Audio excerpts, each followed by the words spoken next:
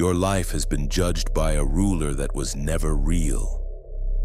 From the beginning, you were told intelligence was a score, a credential, a label printed on paper and approved by institutions that never knew you.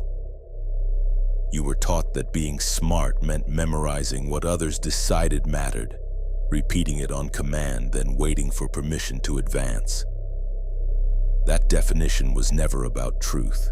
It was about control. True intelligence has nothing to do with classrooms or tests. It is leverage. It is the capacity to shape outcomes before outcomes shape you. It is survival in a world that quietly devours the unaware. Those who understood this never wasted time trying to appear intelligent. They focused on becoming effective. While the majority chased recognition, a small minority studied human behavior, incentives, fear, and power. They learned that reality does not reward good intentions, it rewards positioning. There exists a hierarchy, invisible yet absolute, that determines who commands and who complies. Most people never rise from the bottom of it. They live entire lives believing they are choosing, when in fact they are executing scripts written by culture, family, and fear. Look around any crowded street and you will see the first level everywhere.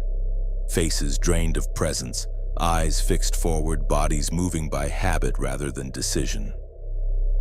These are not fools. Many are educated, skilled, even impressive on paper. Yet functionally they are asleep. Their intelligence is reactive. They do not initiate. They respond. They wake when summoned, work when instructed, believe what is repeated often enough, desire what is advertised loudly enough. Their opinions feel personal to them, yet collapse the moment they are questioned. Ask them why they believe what they believe, and they retreat to borrowed phrases, trending sentiments, inherited conclusions. This state is defined by external control. Everything that happens is attributed outward. The system failed them. Someone betrayed them. Circumstances held them back. Autonomy feels threatening because it removes excuses. Freedom demands responsibility, and responsibility terrifies those who have never governed themselves. Consensus becomes their compass. They watch reactions before forming thoughts. They wait for approval before acting. Their deepest fear is not error, it is isolation. Standing alone feels like death, so they remain comfortable in crowds, even when the crowd is going nowhere. These individuals sustain the world while never shaping it. They provide energy, labor, noise, and consumption. Systems depend on them. They are not evil or inferior. They are simply unawakened. When awareness begins to break through, it rarely arrives as wisdom. It arrives as imitation. The second level is louder, sharper, and far more deceptive. At this stage, a person realizes the world is a game of signals. Intelligence appears to open doors. Vocabulary, opinions, credentials, and causes function as badges.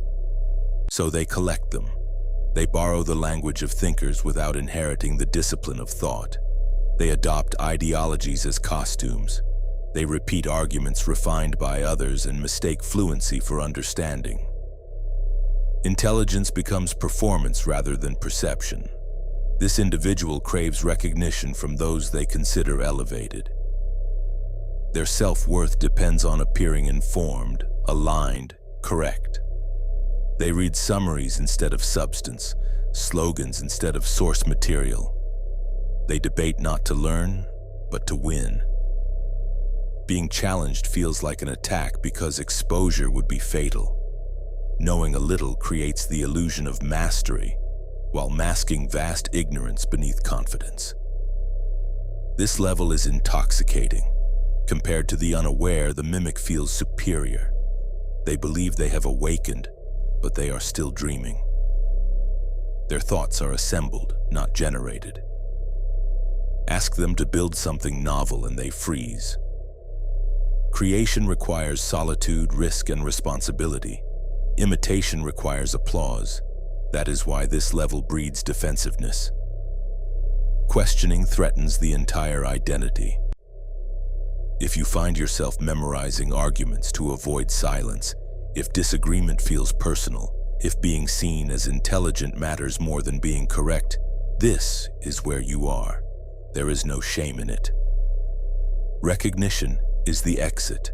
When performance loses its appeal, calculation begins. This is the first true awakening. Validation drops away and outcomes take its place. The third level sees rules as flexible rather than sacred. Morals, systems, hierarchies are no longer absolute. They are tools. This mind asks different questions, not what is right, but what works. Not who is virtuous, but who benefits. This intelligence is cold and efficient. It understands incentives. It studies leverage. It moves quietly through structures, advancing by alignment rather than effort.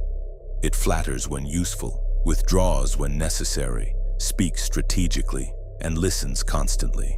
This mind wins games others do not even realize they are playing. But this clarity carries a cost. When every interaction becomes transactional, trust evaporates. Paranoia replaces peace. Projection turns everyone into a potential adversary. Success accumulates, but satisfaction does not. Many stop here, mistaking advantage for freedom. Yet they remain bound to the board, reacting to forces they did not design. There is a moment when calculation itself feels insufficient. Winning within a system still leaves you dependent on it. Outsmarting others does not free you from the environment that produced them.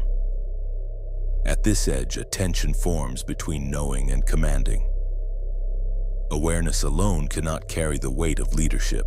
Intelligence that only adapts will always be subordinate to intelligence that imposes direction. The fox survives, but it does not rule. Here, many retreat.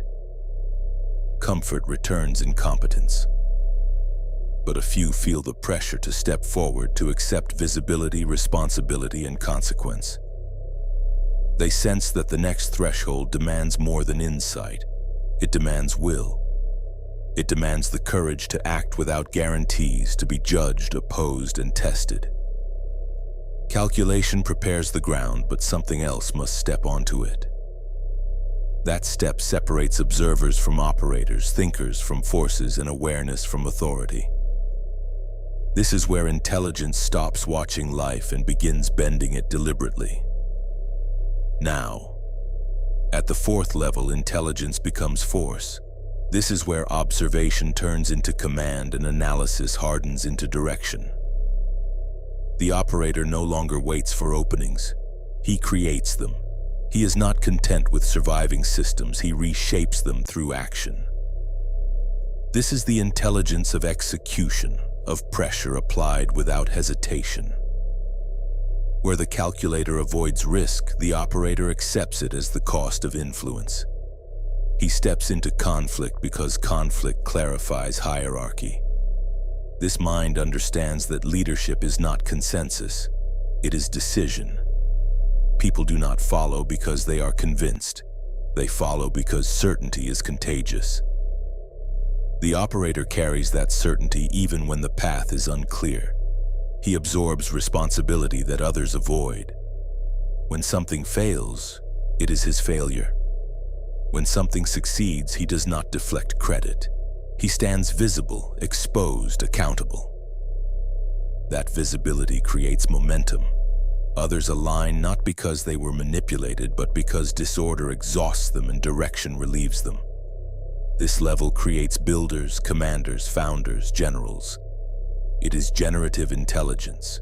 It produces outcomes rather than exploiting gaps. The operator builds teams, structures, movements. His presence alone organizes chaos. He speaks less than he acts. His discipline communicates authority more loudly than words. People sense reliability in him. They sense that he will act when others debate. But force has weight. Visibility attracts opposition. The operator becomes a target. Every decision creates enemies. Every assent invites resistance. His power depends on constant energy output. If he weakens, the structure shakes. If he hesitates, rivals advance. This intelligence burns hot and fast. Many at this level feel indispensable, yet secretly enslaved by the roles they created.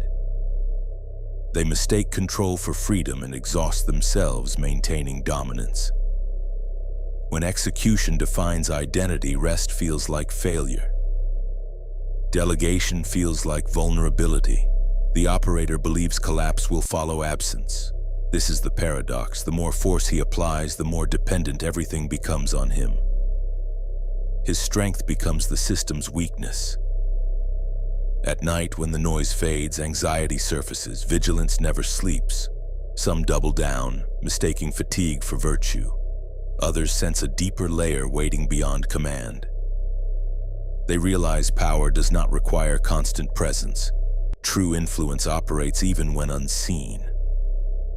To move beyond force, one must abandon the need to be recognized as the source.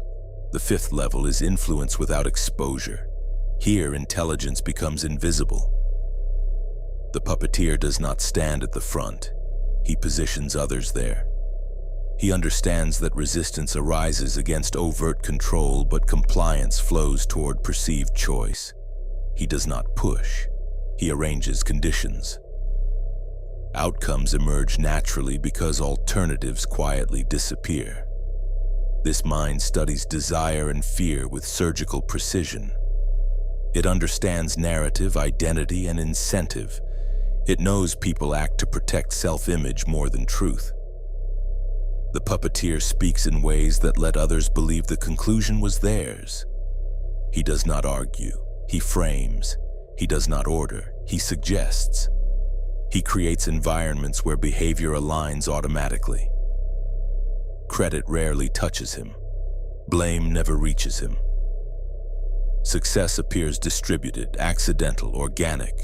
He works through proxies, systems, intermediaries. His fingerprints are absent. When conflict erupts, he is already elsewhere. When alliances shift, he anticipated it. This intelligence feels omniscient to those inside its influence. Yet this power extracts a toll. Wearing masks erodes identity. When every interaction is strategic, authenticity dissolves. The puppeteer observes humanity from distance, no longer participating. Empathy becomes simulation. Connection becomes instrument. Loneliness deepens not from isolation, but from disconnection. He can move crowds, yet feels unseen. Many mistake this for the summit. Invisible control appears godlike, but it remains reactive. The puppeteer still responds to incentives, rivals, systems he did not create. He manipulates the board but does not own it.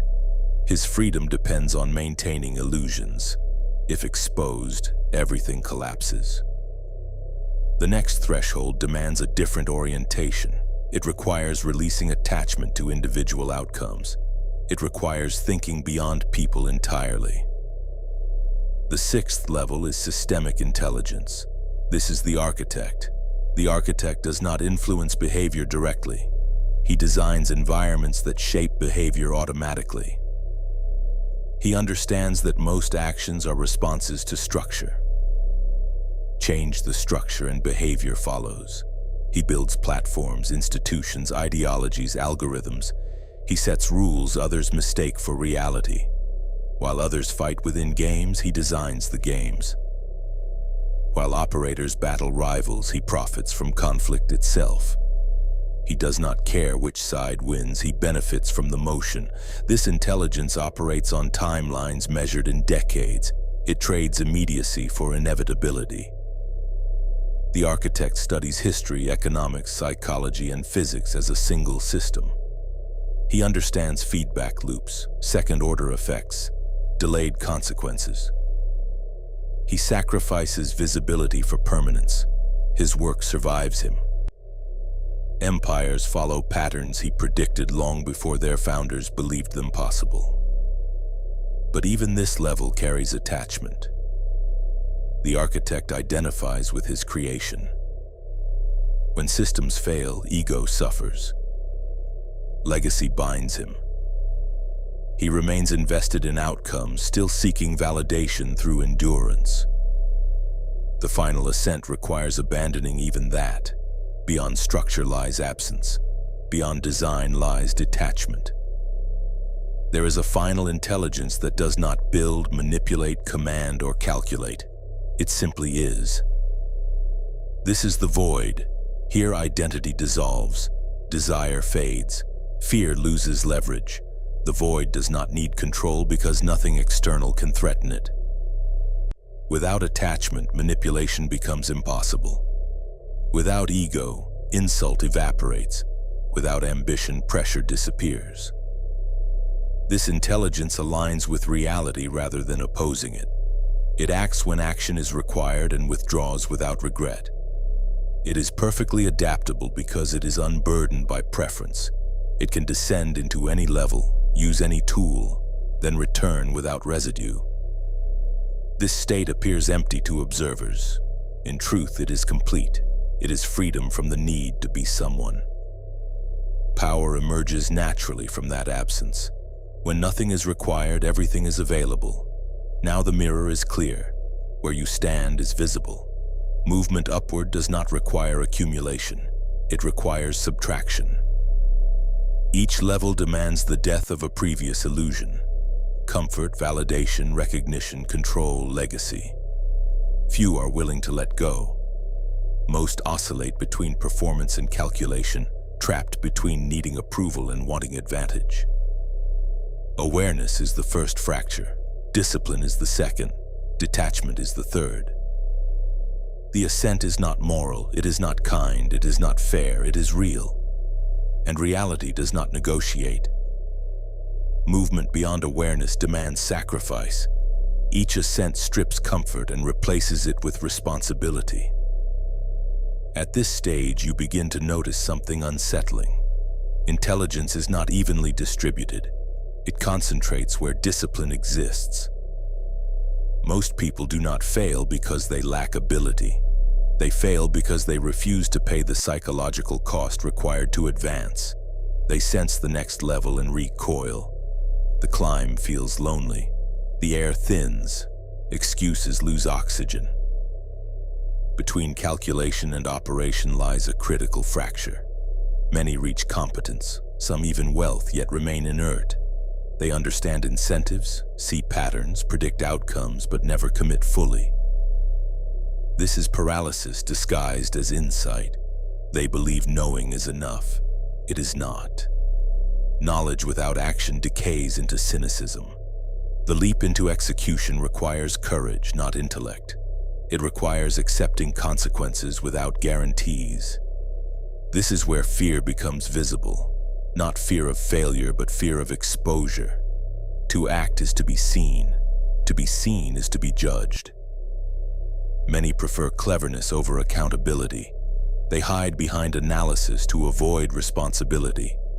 But intelligence that never materializes into reality becomes ornamental.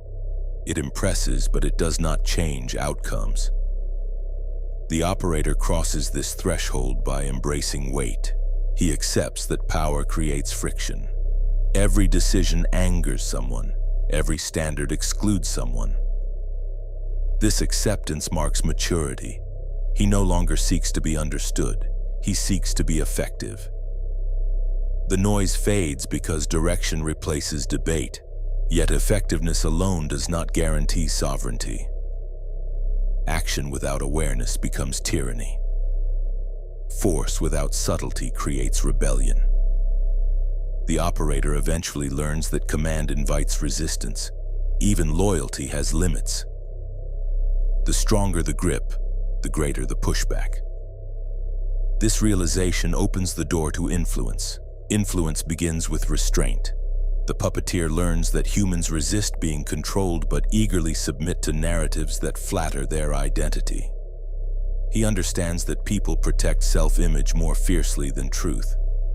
If you align outcomes with identity, compliance becomes voluntary. This level studies psychology deeply. Not academic theory, but lived patterns. It notices how status shapes perception, how fear narrows cognition, how hope overrides logic. It learns that timing matters more than argument, and framing matters more than facts. But influence corrodes sincerity. When everything becomes leverage, nothing remains sacred. Trust becomes currency. Empathy becomes strategy. The puppeteer may gain reach but loses grounding. He floats above humanity, unable to land. This is where many fracture. Some retreat to execution, rejecting subtlety as weakness. Others sink deeper into manipulation, mistaking detachment for superiority. Both paths stall growth. The architect emerges by shifting scale. Instead of optimizing interactions, he designs contexts. He stops asking how to persuade and starts asking how to structure. What incentives shape behavior? What environments reward which actions? How do systems self-correct or self-destruct? This intelligence operates impersonally. It removes emotion from design. The architect does not care who occupies roles. He cares that roles produce outcomes. He does not argue ideology. He embeds it. He does not demand obedience. He designs consequences. At this level, morality becomes secondary to function. Systems do not care about intent. They reward behavior. The architect understands this and builds accordingly. He anticipates misuse and designs buffers. He predicts decay and plans renewal. This requires patience. Results arrive slowly. Recognition may never come. Many architects die unknown, their influence mistaken for inevitability. Their reward is not applause but permanence, yet permanence still binds. Attachment to legacy anchors identity. The architect still seeks endurance through creation. He wants his fingerprint on history. This desire subtly enslaves him. When systems fail, it feels personal. When successors alter design, resentment forms. The final detachment requires letting go of authorship entirely. The void does not need permanence. It does not need credit. It does not need continuation. It exists without narrative. At this level, intelligence becomes absence of interference. The void allows reality to unfold while intervening only when necessary. It does not impose order unless disorder threatens equilibrium. It does not chase outcomes, it responds to necessity. This is not passivity, it is precision. Action without attachment, movement without identity. The void understands that effort is only required when alignment breaks. Otherwise, flow suffices. From this position, all other levels become tools. The void can calculate, command, influence, design, then release without residue. It does not live in any role. It borrows them. Encountering this intelligence unsettles others. There is nothing to grasp, no motivation to exploit, no fear to trigger, no ego to engage. Interaction becomes reflective. People project themselves and receive only their reflection. This state is rare because it requires relinquishing everything society rewards: status, recognition, ambition, legacy. It asks for nothing in return. Most cannot imagine power without possession. But this is the paradox. When nothing is needed, leverage is absolute. When nothing is desired, temptation loses force. When nothing is feared, threats dissolve. Reaching this point does not require enlightenment or mysticism. It requires ruthless honesty and disciplined subtraction. Each illusion removed reveals another layer of freedom. Look back at the ladder. Where you stand is determined by what you cling to. Approval binds you. Control binds you. Recognition binds you. Even purpose can bind you. To ascend further, something must die. Not physically, but psychologically.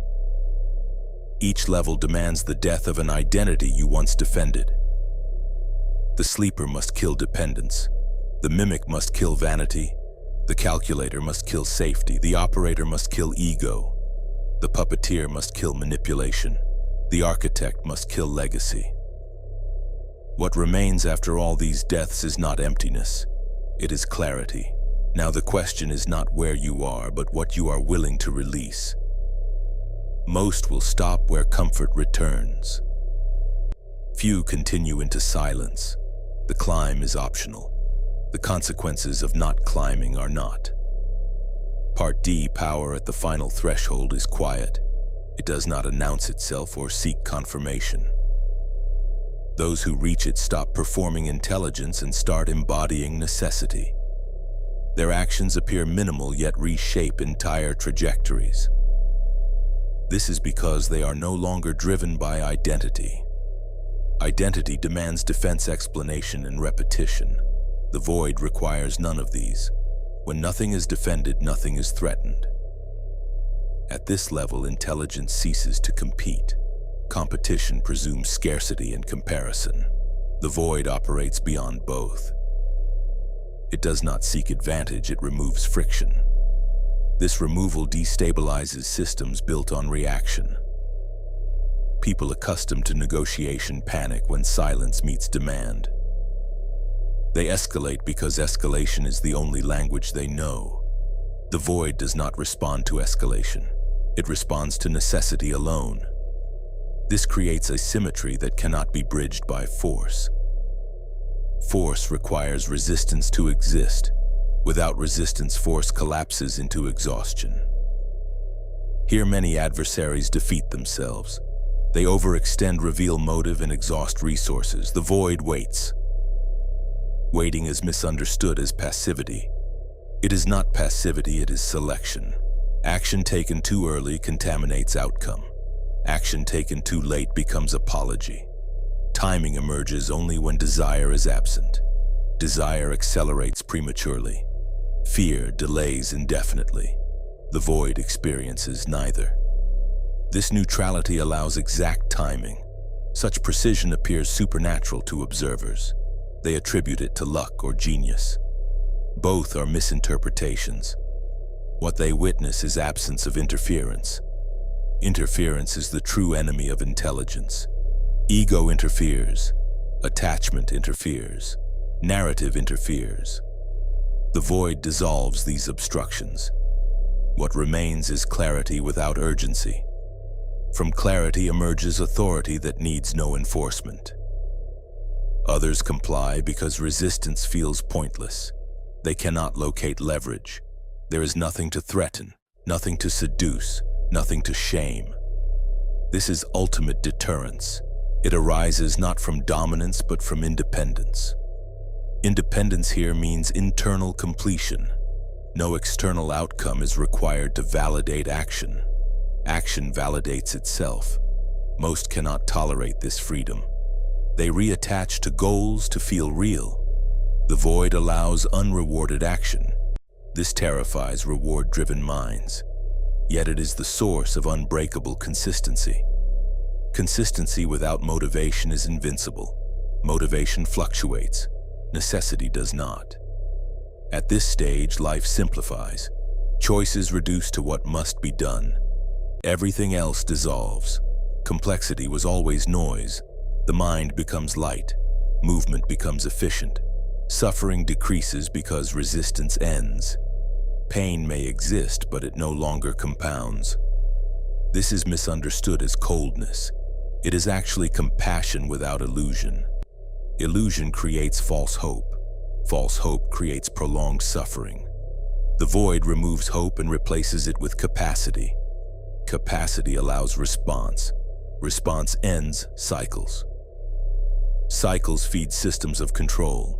Breaking cycles breaks control. This is why higher intelligence is discouraged. It destabilizes dependent structures. Those in power fear the void. It cannot be co-opted. It cannot be incentivized. It cannot be exhausted. Thus it is ignored or mocked. Mockery is safer than confrontation. Confrontation reveals impotence. If you have reached this understanding, something irreversible has occurred. You will not fully return to earlier levels. Even if you attempt, comfort will feel thin. Noise will irritate. Performance will exhaust. You will seek quiet clarity. This seeking marks the transition. From here, discipline is subtraction, not addition. You remove impulses rather than chasing tools. You eliminate dependency rather than acquiring power. Power arrives as residue. It is the byproduct of internal order. Internal order requires daily alignment. Alignment is chosen repeatedly without drama. The void is not reached once. It is practiced. Every day offers reattachment. Every day requires release. This is the final discipline, not domination of others, but absence of need. From absence emerges authority. From authority emerges peace.